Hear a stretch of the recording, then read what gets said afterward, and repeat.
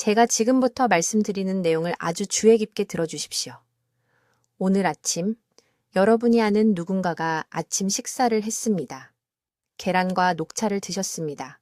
건강한 아침 식사 같지요? 아닙니다. 바로 이 순간 그분의 소화기관 안에서는 보이지 않는 전쟁이 일어나고 있습니다.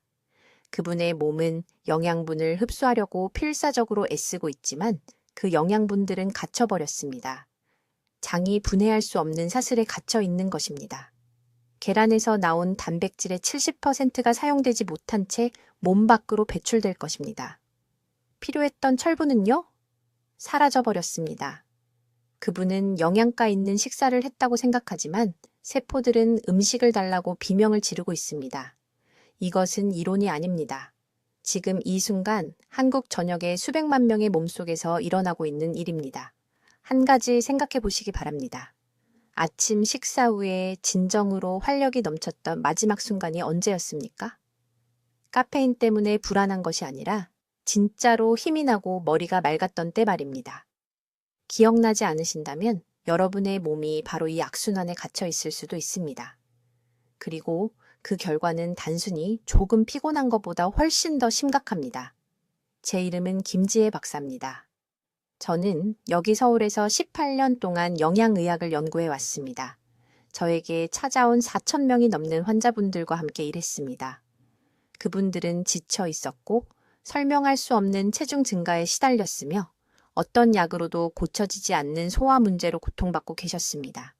그분들의 아침 식사 습관을 살펴봤을 때 저는 똑같은 패턴을 계속해서 발견했습니다.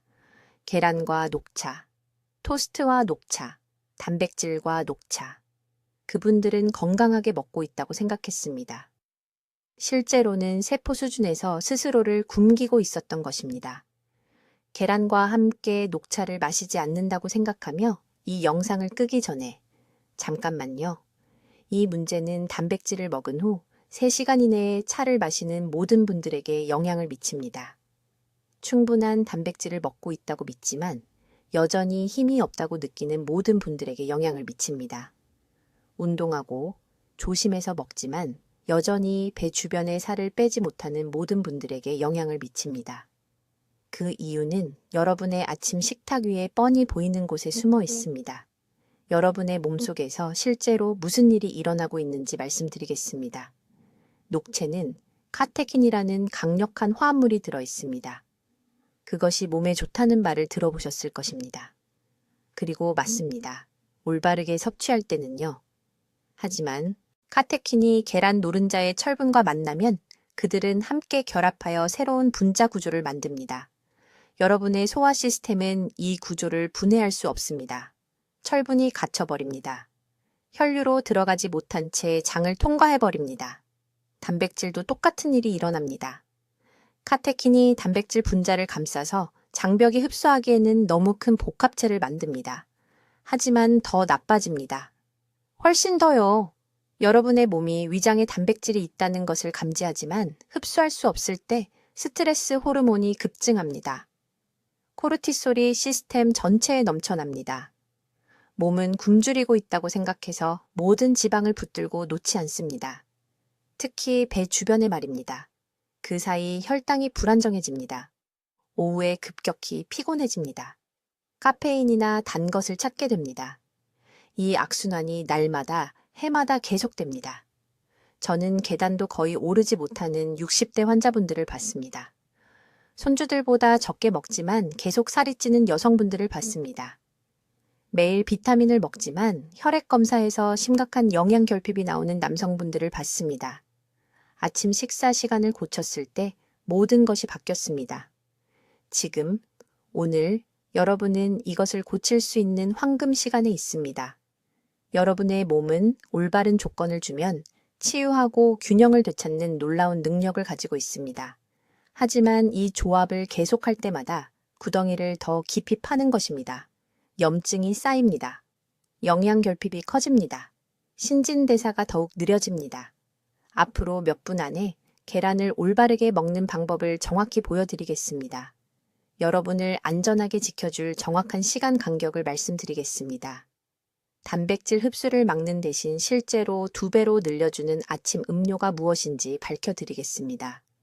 그리고 제 환자분들이 30일도 안 되어 에너지, 체중, 신진대사 건강을 변화시키는 데 사용하는 3단계 아침 식사 순서를 알려드리겠습니다. 이 정보는 여러분을 수년간의 불필요한 고통에서 구할 수 있습니다. 한마디 한마디에 주의를 기울여 주십시오. 여러분을 충격에 빠뜨릴 무언가를 말씀드리겠습니다. 지금 이 순간 수백만 명의 사람들이 건강한 아침 식사라고 생각하는 것을 먹으려고 앉아 있습니다. 완벽하게 조리된 계란, 아마도 스크램블이나 삶은 계란, 김이 모락모락 나는 녹차 한 잔과 함께요. 건강해 보입니다. 건강하게 들립니다. 하지만 이 조합이 여러분의 몸을 안쪽에서부터 조용히 파괴하고 있다고 말씀드립니다. 제 이름은 김지혜 박사입니다. 저는 여기 서울에서 18년 동안 의학을 연구해 왔고 겉보기에는 무해해 보이는 이 아침 식사 조합이 사람들에게 무엇을 하는지 제 눈으로 직접 봤습니다. 일주일도 아니고 한 달도 아니고 천천히 점진적으로 어느 날 그들의 몸이 그냥 포기할 때까지 말입니다. 제 말을 아주 주의 깊게 들어주십시오. 계란과 함께 녹차를 마시면 소화 시스템 안에서 위험한 일이 일어납니다. 녹차에는 카테킨이라는 강력한 화합물이 들어 있습니다.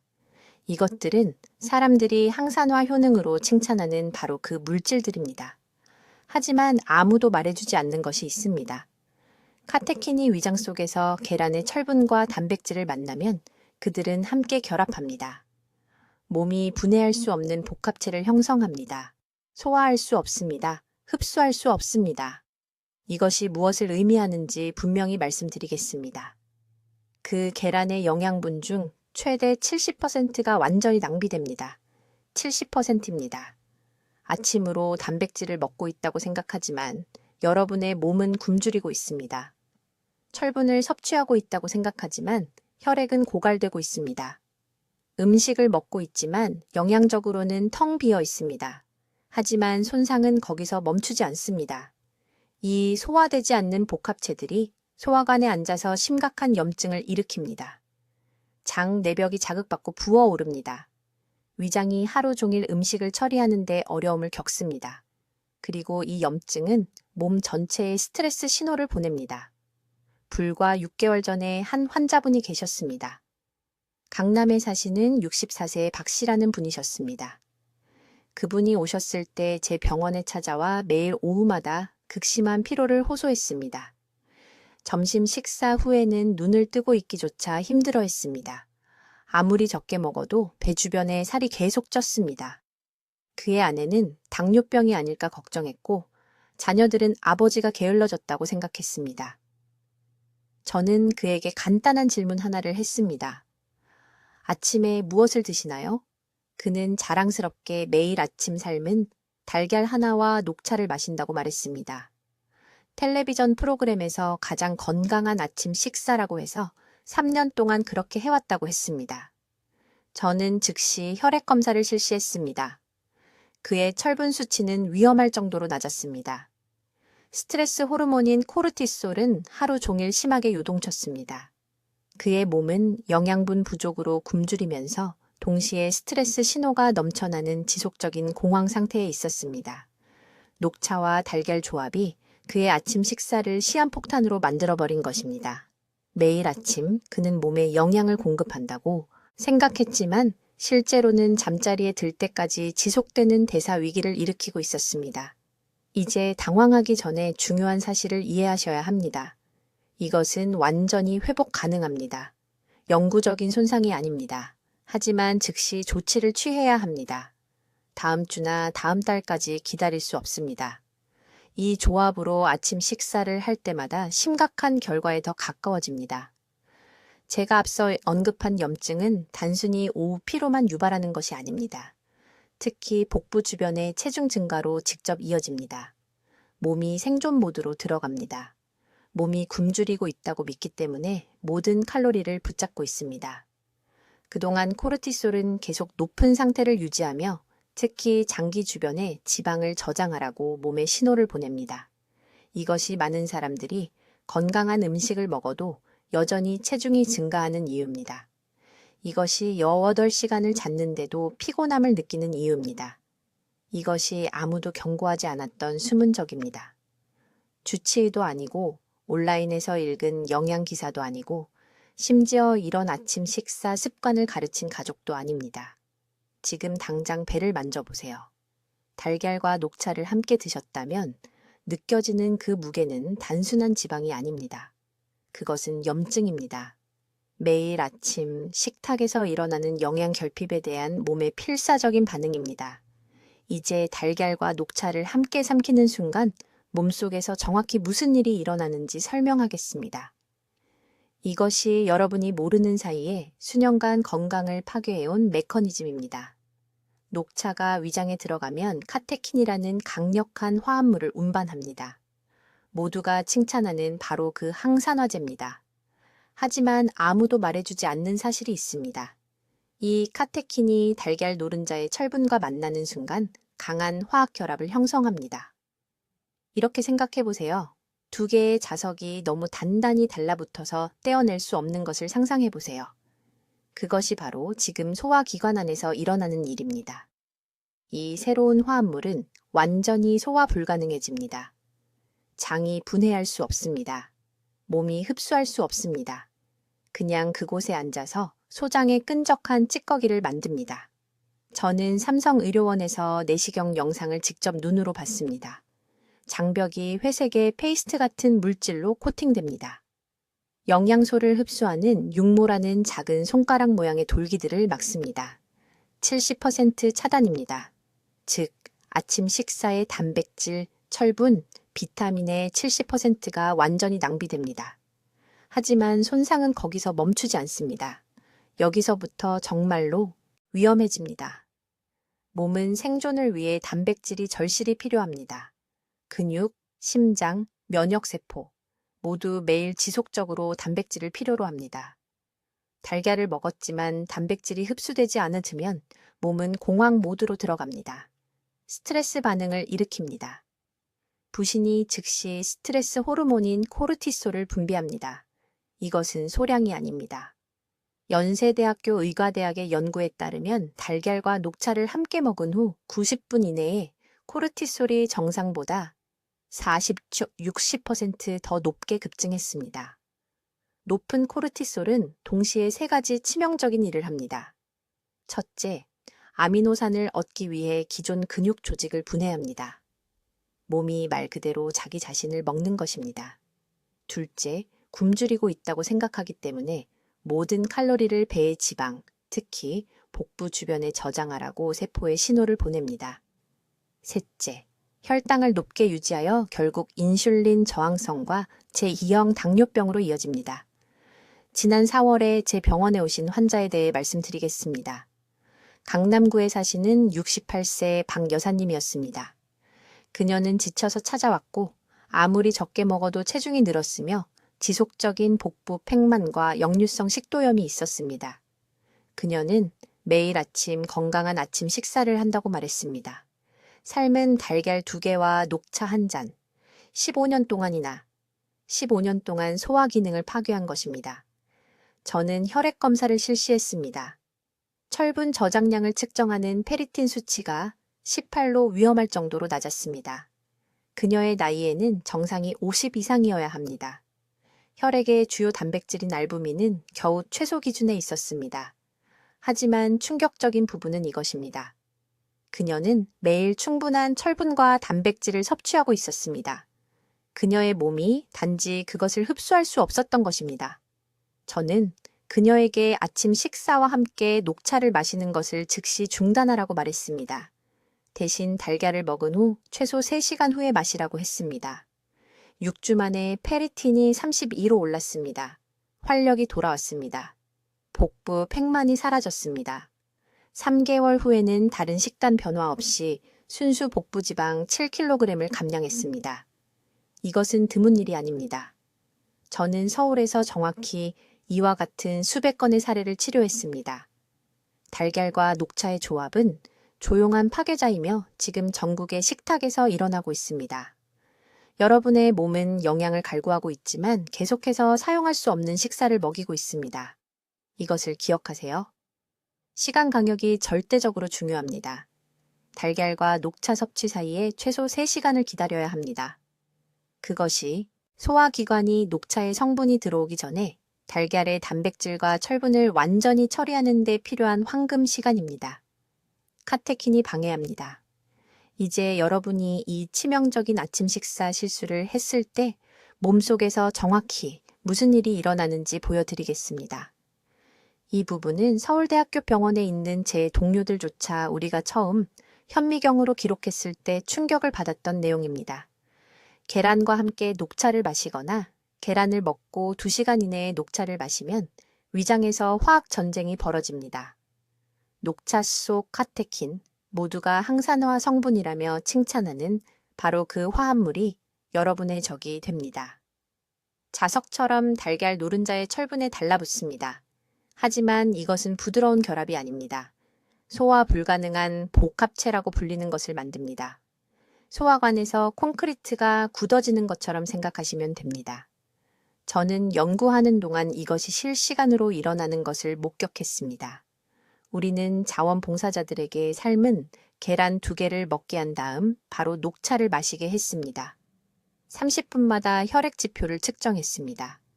1시간 이내에 철분 흡수율이 거의 제로로 떨어졌습니다. 70% 차단입니다.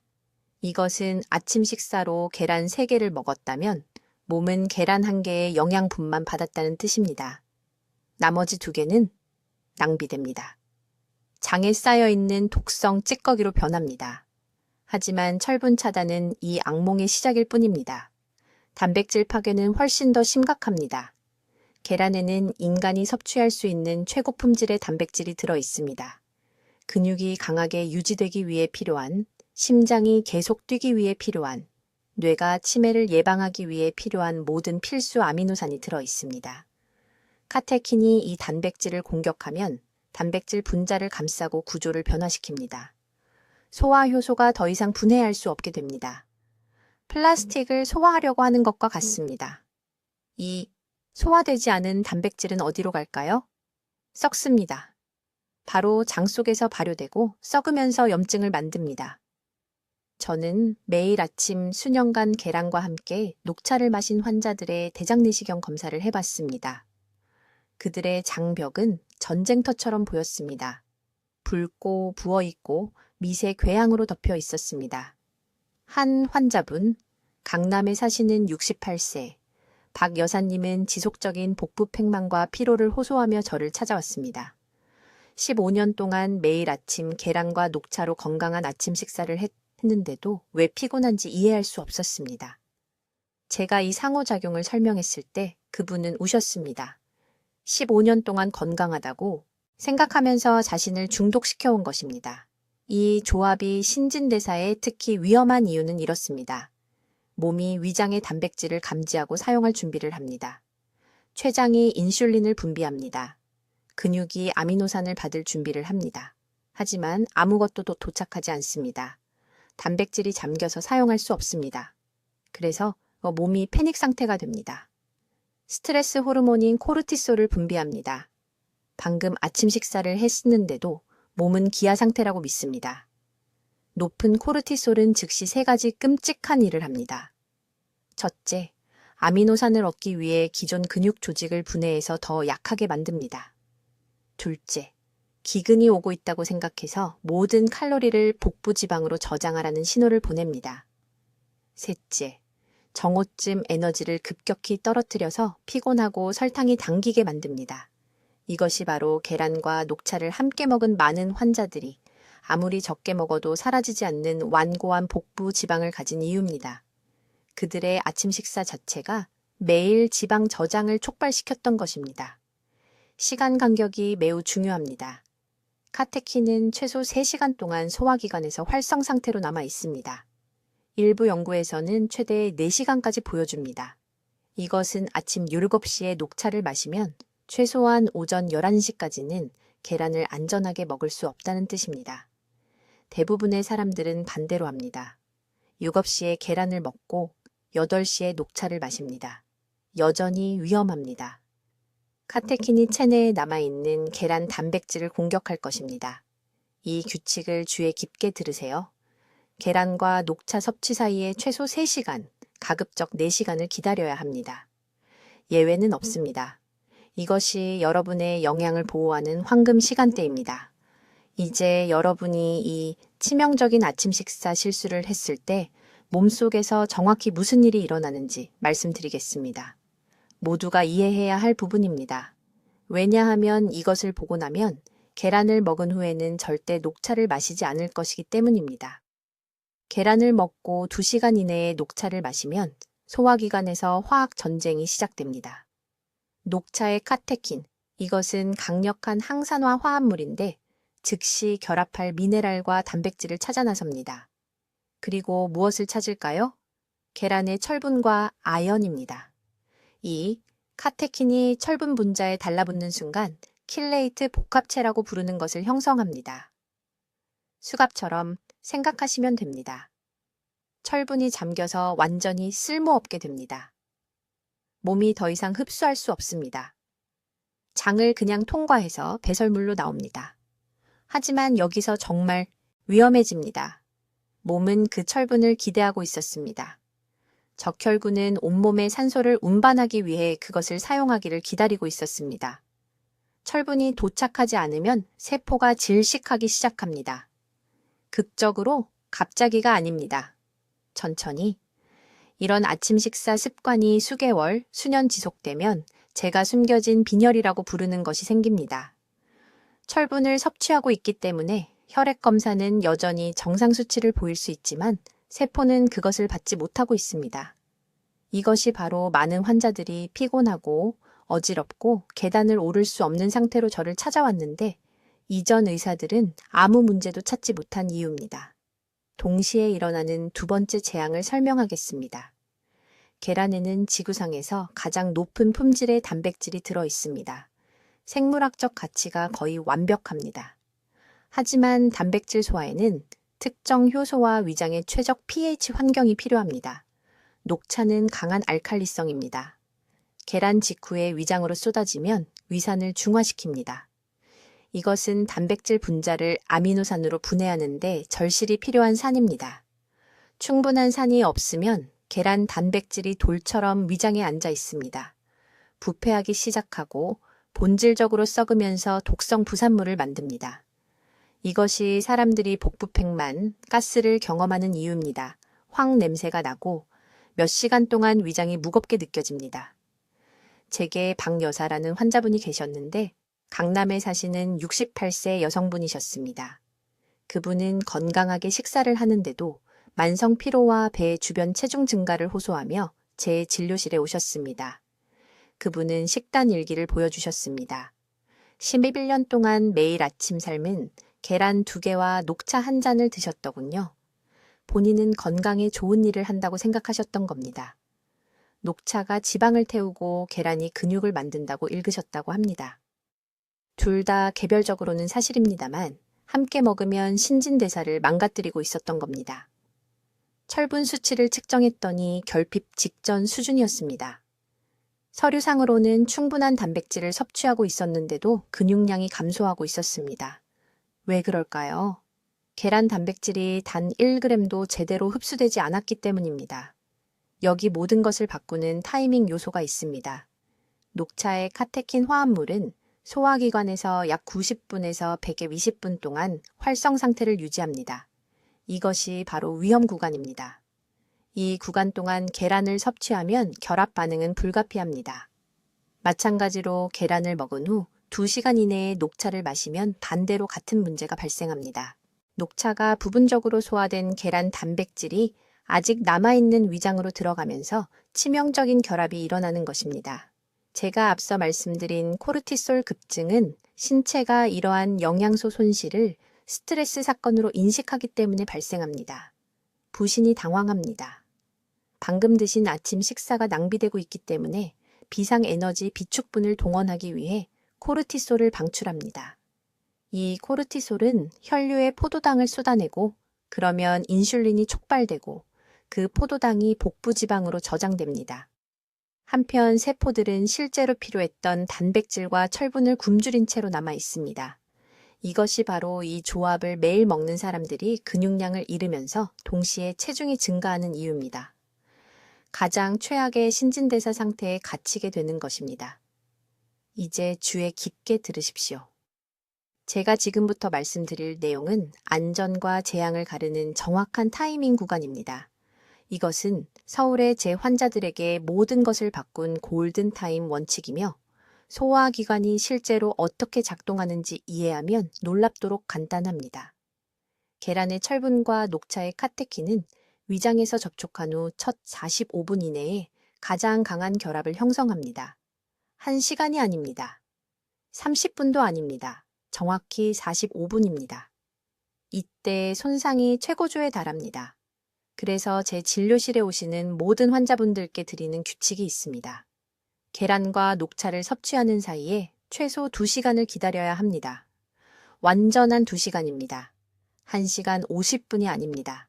90분도 아닙니다. 완전한 2시간입니다. 왜 정확히 2시간일까요? 위장이 계란과 같은 단백질이 풍부한 음식을 비우는데 약 90분에서 120분이 걸리기 때문입니다. 조리 방법에 따라 달라집니다.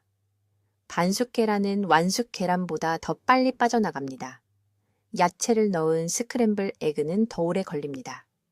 그래서 2시간은 녹차의 카테킨이 방해하기 전에 계란의 철분, 단백질, 비타민 B 등 모든 귀중한 영양소를 흡수하는 데 필요한 완전한 시간을 제공합니다.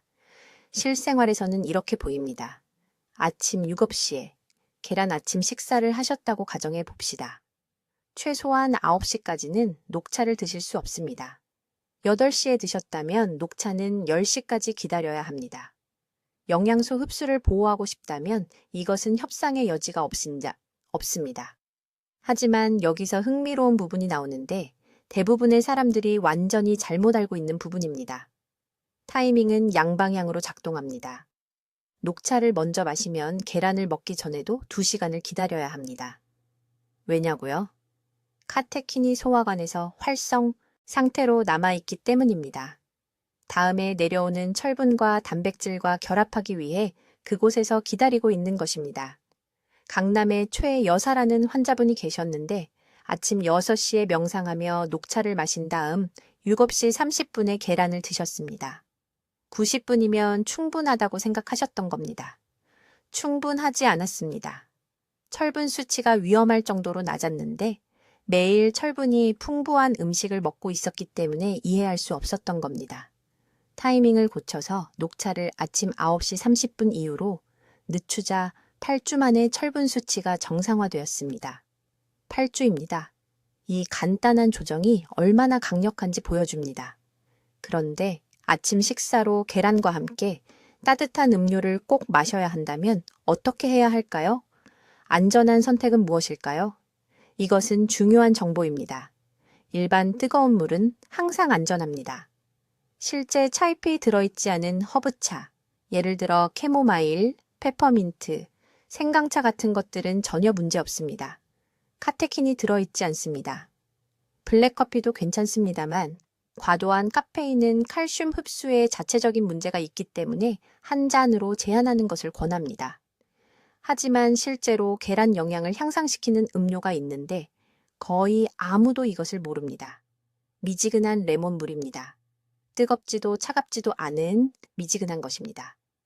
레몬의 비타민 C는 실제로 계란의 철분 흡수를 최대 40%까지 증가시킵니다. 똑같은 계란에서 40% 더 많은 철분이 혈류로 들어가는데 단지 녹차 대신 레몬물과 함께 먹었다는 이유만으로 말입니다. 이것이 바로 삶을 바꾸는 간단한 전환입니다. 타이밍에 대한 한 가지 더 중요한 세부사항이 있습니다. 철분 보충제나 종합 비타민을 복용하신다면 녹차와 함께 같은 2시간 규칙을 적용하십시오. 비싼 보충제에 돈을 낭비하면서 녹차로 삼키고 혈액 검사 결과가 개선되지 않는 이유를 궁금해하는 환자들을 봅니다. 카테킨은 차별하지 않습니다. 식이 철분만큼이나 공격적으로 보충제 철분과도 결합합니다. 이 숫자를 기억하십시오.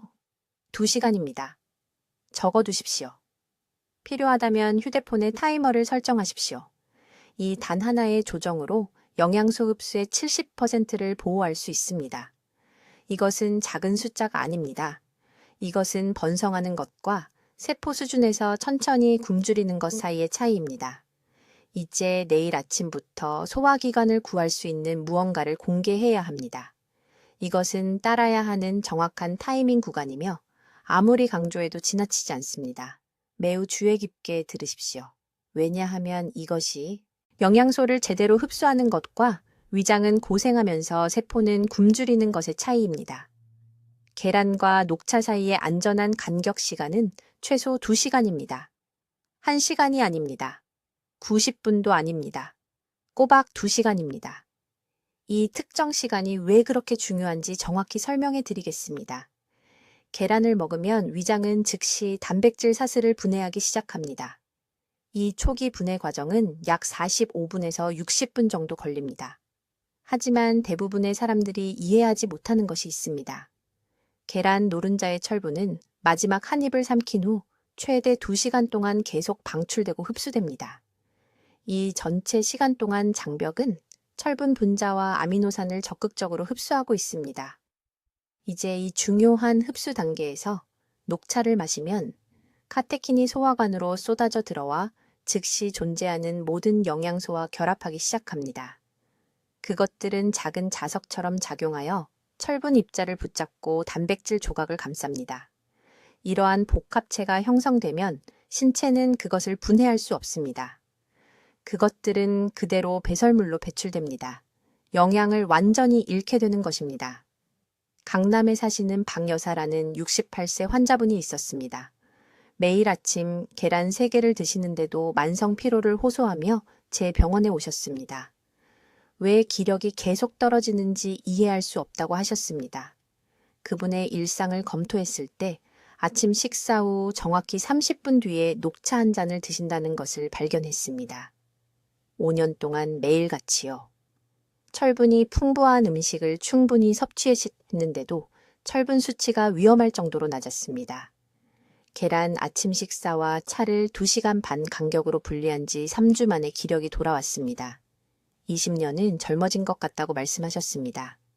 하지만 시간 규칙은 양방향으로 작용하며 이것이 중요합니다. 녹차를 먼저 마신다면 계란을 먹기 전에 역시 2시간을 기다려야 합니다. 카테킨은 소화 시스템에서 꽤 오랫동안 활성 상태로 남아 있습니다.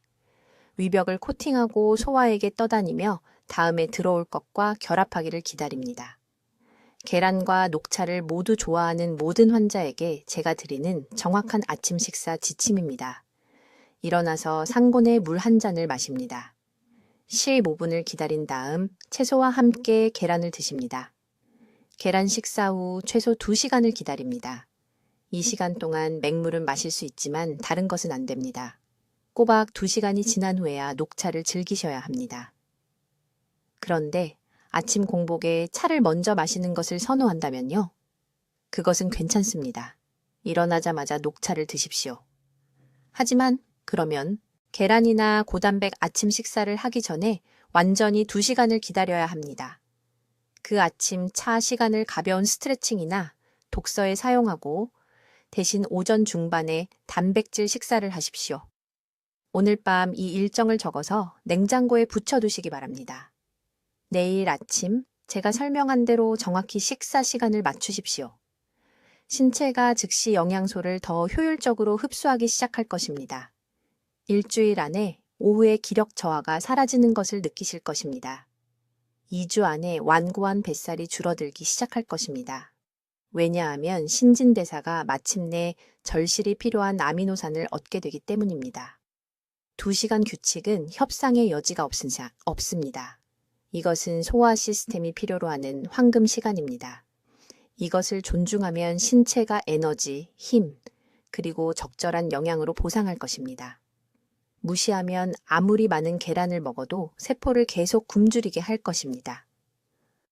자, 여러분 아주 주의 깊게 들으십시오. 내일 아침부터 여러분의 몸을 보호할 정확한 실천 단계를 알려드리겠습니다. 이것은 이론이 아닙니다. 이것은 제가 서울의 병원에서 18년 동안 수천 명의 환자들에게 가르친 황금 시간 프로토콜입니다. 이 단계를 정확히 따르면 3일 안의 차이를 느끼실 것입니다. 기력이 돌아올 것입니다. 소화가 안정될 것입니다. 신체가 마침내 절실히 필요한 영양을 흡수할 것입니다. 1단계. 계란과 녹차를 최소 2시간 간격으로 분리하십시오. 이것은 절대적인 최소 안전 시간입니다. 아침에 계란을 드시면 최소한 오전 10시까지는 녹차를 마시지 마십시오. 녹차의 카테킨은 위장에서 90분 동안 활성 상태로 남아 들어오는 모든 단백질과 결합합니다. 녹차를 좋아하신다면 일어나자마자 공복에 마시고 계란을 먹기 전에 30분을 기다리십시오. 이렇게 하면 단백질이 도착하기 전에 차가 소화계를 통과합니다. 이 시간을 종이에 적어 냉장고에 붙이십시오. 최소 2시간. 이 한 가지 변화만으로도 잃어버렸던 영양소 흡수의 최대 70%를 회복할 수 있습니다. 2단계. 계란과 함께 마실 올바른 아침 음료를 선택하십시오. 미지근한 맹물은 항상 안전하고 실제로 단백질 소화를 돕습니다. 하지만 흡수를 더욱 향상시키고 싶다면 계란과 함께 뼈 육수 한 잔이나 따뜻한 우유를 드십시오. 이것들은 신체가 계란 단백질을 더 효율적으로 처리하도록 돕는 보완 단백질을 함유하고 있습니다. 제 병원에서는 계란을 먹은 후 30분 뒤에 신선한 토마토 주스 한 잔을 마시는 것도 권장합니다. 토마토의 비타민C는 단백질 분해를 방해하지 않으면 섬소주 민재작업버섯, 철분 흡수를 극적으로 증가시킵니다. 강남의 72세 박 여사님은 아침 일과에 토마토 주스를 추가했고 단 6주 만에 혈중, 철분 수치가 정상화되었습니다. 3단계. 계란 식사 중에 다른 모든 흡수방해 물질을 피하십시오. 이것은 계란을 먹은 후 2시간 이내에 커피도 안 되고 홍차도 안 되고 칼슘 보충제는 절대 안 된다는 의미입니다. 커피는 녹차 카테킨과 유사한 탄닌을 함유하고 있습니다. 칼슘 보충제는 철분과 직접적으로 흡수 경쟁을 합니다. 뼈 건강을 위해 칼슘을 복용한다면 점심이나 저녁 시간으로 옮기십시오. 아침 식사는 깨끗한 단백질 시간이어야 합니다. 올리브유에 조리한 소량의 채소와 함께 계란을 드시고 물이나 제가 말씀드린 음료수만 드세요. 다른 것은 안 됩니다. 4번째 단계입니다. 전체적인 단백질 섭취 횟수를 늘리세요. 제 나이 드신 환자분들 대부분은 하루에 한두 번만 단백질을 드십니다. 우리 몸은 아미노산을 저장할 수 없습니다. 근육량과 에너지를 유지하려면 4시간에서 6시간마다 흡수 가능한 단백질을 섭취해야 합니다. 오전 간식으로 부드러운 두부나 생선찜을 추가하세요. 오후 간식으로 삶은 계란이나 견과류를 추가하세요. 이렇게 하면 몸의 단백질 연료가 떨어질 때 발생하는 코르티솔 급증을 예방할 수 있습니다. 2주 안에 오후 무기력증이 사라질 것입니다. 5번째 단계입니다. 몸의 반응 신호를 관찰하세요. 매일 아침 팔 윗부분을 만져보세요. 단단해지고 있나요? 아니면 여전히 물렁한가요? 오후 3시 에너지 수준을 확인하세요. 낮잠이 간절한가요? 아니면 안정적인가요? 배 부분을 보세요. 복부 팽만이 줄어들고 있나요? 이것들이 단백질을 올바르게 흡수하고 있다는 증거 신호입니다. 이제 여러분께 매우 중요한 부탁을 드리겠습니다. 이 정보가 이해가 되고 이런 증상들이 본인과 비슷하다면 이 영상을 공유할 도덕적 의무가 있습니다. 여러분과 같은 연령대의 수백만 명이 여전히 매일 아침 계란과 녹차를 함께 먹으며 천천히 몸에 영양을 굶기고 있습니다. 자녀분들, 이웃분들, 교회나 경로당 친구분들에게 지금 바로 보내주세요. 댓글에 계란과 차를 분리해서 먹겠습니다. 라고 적어주세요. 이것이 본인에게 하는 약속입니다. 저는 서울의 김지혜 박사이며 여러분의 삶에 건강한 시간을 더할 수 있는 진실을 알려드렸습니다. 행동할 골든타임은 바로 지금입니다. 부엌으로 가세요. 내일 아침에 무엇을 드실지 확인하세요. 오늘 밤 변화를 만드세요. 댓글로 알려주세요. 이제부터 계란과 녹차를 분리해서 드실 건가요? 아니면 다른 아침 음료로 바꾸실 건가요? 여러분의 아침 식사 계획이 궁금합니다. 더 많은 삶을 변화시키는 건강 지식을 받으시려면 구독해 주시고, 계란과 녹차를 함께 드시는 사랑하는 분들과 이 영상을 공유해 주세요. 듣기만 해도 현명해지는 우리 채널을 시청해 주셔서 감사합니다.